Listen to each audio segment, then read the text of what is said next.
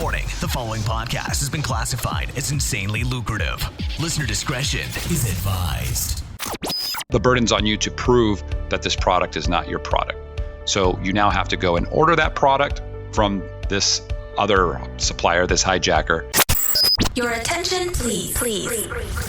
Listening to the AM/PM podcast may cause recurring revenue streams and unfair advantages over your competitors. Other side effects may include fatter wallets, fired bosses, and longer vacations.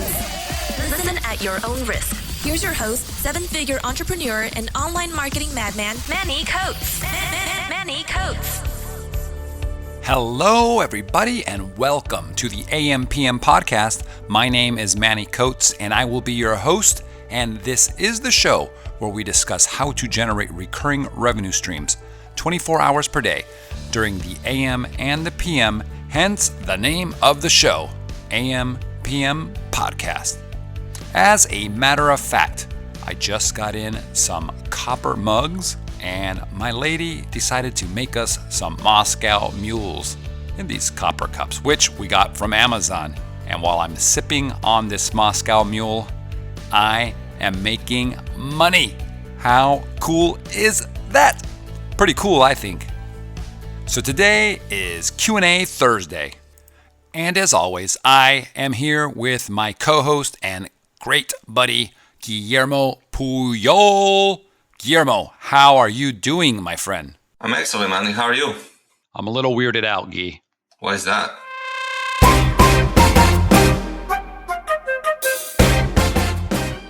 Guy, did you know that there's a seller on Amazon? And this is no lie, I'm not making this up. They're selling fart filters for your pants. Fart filters for your pants. I've actually heard of something like that. I think it was on Shark Tank. Oh, really? Yep. You know, this might be one of those bunny scratcher type niche products I always talk about, where you have very little or to, almost no competition. You go in with something like this because it's such a weird product and you generate a couple grand per month, don't you think? Yeah, and actually it fits perfectly because it's one of those products that you're not going to be very proud to go to the store and buy. But if you order it on Amazon, it just comes into your door and you don't have to be... It's one of those kind of weird products that people are weirded out buying. So when it's online, it's all good. It gets weirder though, Guy. Oh gosh. There's a product that they sell on Amazon. People can listen to this podcast and then look it up. It's called Shitten's Disposable Mittens. And these are hand-shaped moist wipes. What are your thoughts on this? Oh my gosh. Yeah, no. I'm not lying. I swear to God. Shitten's Disposable Mittens. Why? You would put this glove on and then you would just, it's a moist wipe. So, and I think it does something like, I did a little quick, I pulled some numbers on it. It was doing a couple grand, I think almost $3,000 a month. And it was the only product like that I saw. That's amazing. Anyways, so all right. Now after this podcast goes out and there's 20,000 people that listen to it, there's going to be a bunch of those you watch. Yeah. All right. So this is our Thursday Q&A, guys. We just gave you valuable information. Maybe not. But we're going to do 2 questions from the audience. And normally we have 2 questions a Guy, but we are doing these very quickly right now. We're going to get back into that later on. Without further ado, hit me with the first question. Sure thing. This one is coming from the FBA High Rollers group on Facebook and from Ace Abner. It says, a Chinese seller recently hijacked one of my Amazon listings. After sending out multiple cease and desist letters with no avail, I went ahead and ordered the product to prove to Amazon that it's a counterfeit. Turns out that they shipped the product from China, meaning I won't be able to make my case against them until a month from now. Any other way to go about this? The way I see it now, I have to live with them, with Hijacker in my listing, having the buy box for about a month before I can file a case to Amazon. Yeah, that's a pain. I had to deal with that as well. Yeah, we've been there, huh? Yeah, when you got hijackers that are not in the U.S. and then you're like, okay, you know what? For those of you that don't know how the hijacking portion works, if you have somebody that jumps on your listing with an ASIN, okay, with the same ASIN, they basically can take over your your page, right? So, and they can modify things, they can do all kinds of things unless you have brand registry, which a lot of people don't have. But even if you have brand registry, they can jump on your listing and take over that buy box, meaning when somebody goes to the page and they buy your product, they're really buying it through them. You don't get the sale. They ship the product out, they do everything, right? And they're usually undercutting your cost. That's how they're doing that.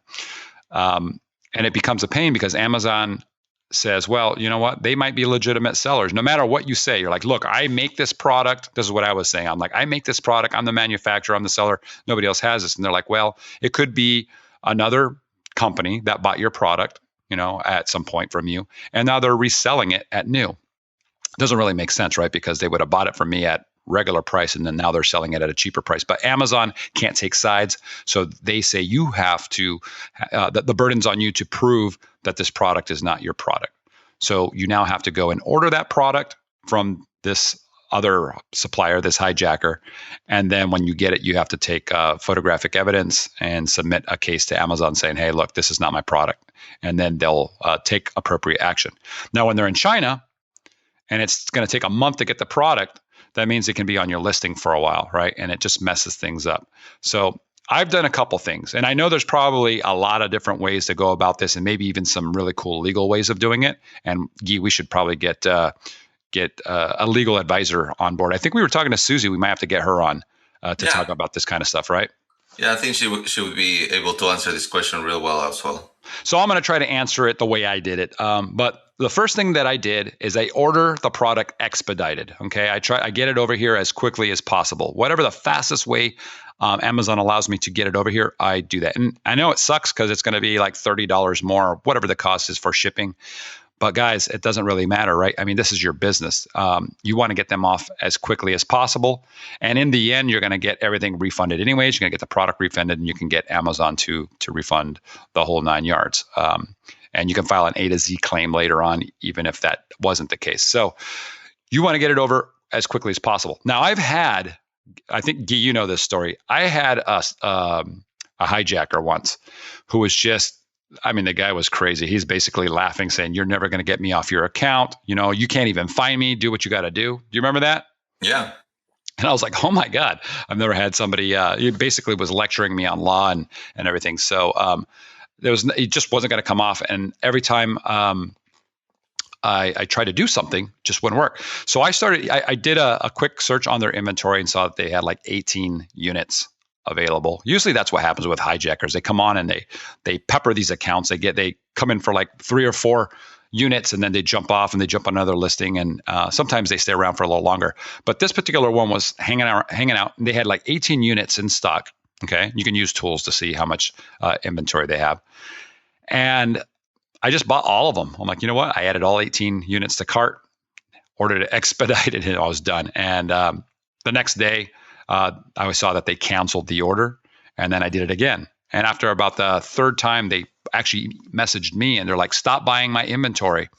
And eventually they because I kept doing it, they got frustrated and they left. So I guess I got lucky there. And, long story short, I guess if they did actually ship out the product, it would have all been refunded anyways. In the end, I would have had 18 units of garbage and gotten them off. But for those that actually didn't do that, and I did get a product in, I usually would get it within a week or so, a little bit sooner when I expedite it, and I could take photographs and get Amazon to remove them from my listing. Yeah, some of these hijackers are ruthless, though. I remember when I came to visit you in California, we had placed one of those orders from a hijacker, and the product that we received was completely different, like a completely different purpose for it. There was nothing similar about it.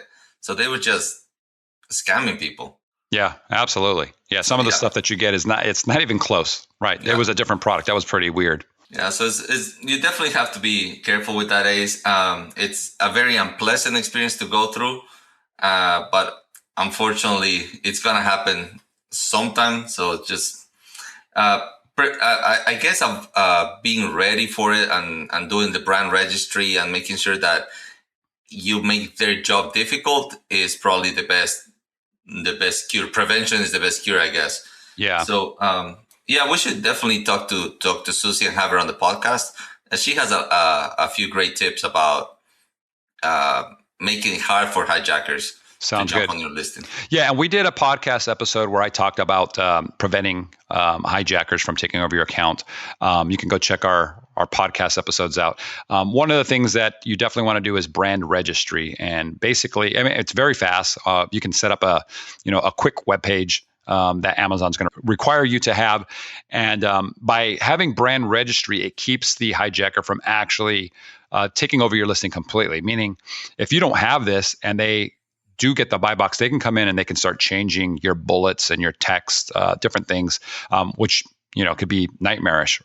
If you have brand registry, at least it locks that page so that other people can't come in and start changing it. They might be able to take over your buy box, but they don't have the ability to change the actual product page listing. So definitely get that done. And there's other things you can do with trademarks, which I file for as well. And we covered that as well in podcasts, and even patents later on if you have a product that's patent worthy. Cool, Guy? Awesome. Yeah. All right. So I have another question for you, Manny. This one is coming also from the FBA High Rollers group, and it was sent by Irakli. It says, hello, first of all, I want to apologize if this question has already been answered. I'm trying to add my very first product, and I don't want my products to be rejected by Amazon Fulfillment Center for some reason. I'm worried they might because of all of these scary terms used on Amazon help section that I can't understand. I asked my manufacturer if the item was barcoded or not, and he promised that they would put a barcode for me. What else should I keep in mind to avoid any consequences? I really tried to understand stuff on Amazon help section, but couldn't. Okay. All right. And Guy, this was pulled out of our Facebook group, right? Yes, there's a thread. Some of the members have already chipped in, but I think this is a question that will help a lot of people. Yeah. Okay. So first thing I would say is educate yourself. You're starting out, you're putting money into this, you're jumping in. If you're stuck at the very, very beginning with barcodes, you definitely want to go through at least all of just spend a week and go through all the podcasts, not just my podcast, go through every podcast you can get your hands on and learn, right? So that you're really aware of everything. But to answer the question specifically, and Guy, you feel free to jump in anytime you want here, but it sounds like he's confusing. He's got the term barcode, so he's probably confusing a UPC with the FNSKU code that Amazon requires, and then the actual FBA shipping label to get the product to Amazon. So there's 3 different labels. Is that what you got from the conversation, Guy? Yeah, and there was actually a few comments later into the thread that he was wondering if the labels need to go on the product individually or on the box itself. So there's a lot of basics that are being missed, I feel. Yeah. First of all, you're going to want to make sure you get your own UPC, okay? And you can get your UPC, get a GS1 UPC, and actually use that UPC code on Amazon when you're creating your private label product or creating your product in general to create an FNSKU. So you're going to do that, and Amazon's going to give you the actual ASIN number so that you can print out your FNSKUs, okay? And these are going to be the labels that it's actually a PDF file that you can send over to your manufacturer, and the manufacturer will then print those and put those on your packaging. Now, you do not need a UPC code for Amazon. You only need it to actually generate the FNSKU. So he was mentioning that he was talking to support, and they were saying, you've got to put your, I think they were calling it the item label, the FNSKU, over the UPC. I just think that's a waste. If it's a new product and your manufacturer is making this for you, there shouldn't be any codes on there. So there's no reason to put a UPC on and then cover it, right? So just put your FNSKU on it and then you're done. So that's the simple answer, right, Guy? Yeah, covering the UPC would be for a product that's being sold in multiple channels and the packaging is not specifically being made for Amazon. But if you're private labeling specifically to sell on Amazon, there's no need for a UPC on the box. Yeah, it's a good point. And if you're selling a product that already has a UPC, then chances are you're going to be fighting for that buy box, because that means everybody else out there can get this product and sell it on Amazon as well. Yeah, and I do commend you, Irakli, because you're taking action. Instead of letting these things paralyze you, it's obvious that you're taking action. So that's a good thing. So just educate yourself, ask questions, continue to ask around. Make sure that you go past just the seller forums. There's a lot of Facebook groups. There's a lot of training out there. So always feel free to ask questions. I noticed the first thing that you did was apologize for the question.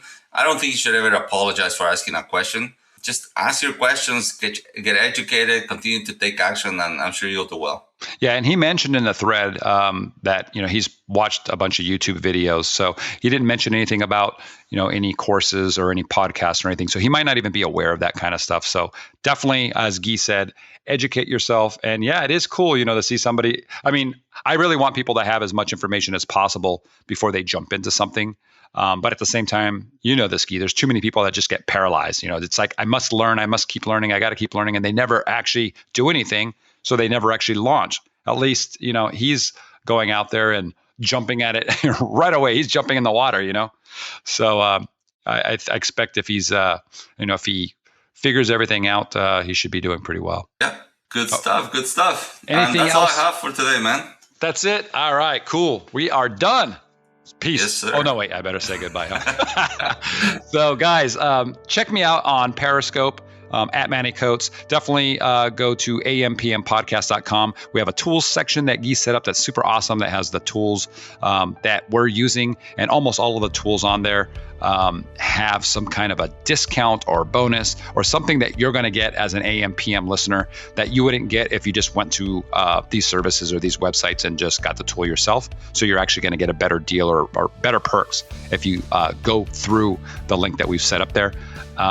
And join our Facebook group. Okay, it's called the FBA High Rollers. But yeah, check it out and join us there. Over 4,000 active members. It's really cool. And Guy's in there all the time as well. Yeah, guys, please continue to send your questions in. Go to ampmpodcast.com. On the sidebar, you'll see Ask Manny a Question. You can get your question recorded and played during the podcast, and we'll answer your question for you. We really appreciate those. I think those add a lot to the podcast itself. So it would be cool if you have a question, do it that way. Yeah, and also if you're on iTunes and you like the podcast and you haven't already done so, give us a quick review, okay? Or hit those stars on there, give us a rating. That would be very beneficial. The more people we get to subscribe, the better it is for all of us. All right, guys, thank you so much for joining us.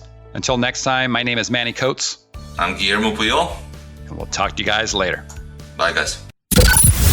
You've been listening to the AM/PM podcast hosted by Manny Coates. For more information, insider tools, and to get the resources mentioned in this episode, visit ampmpodcast.com.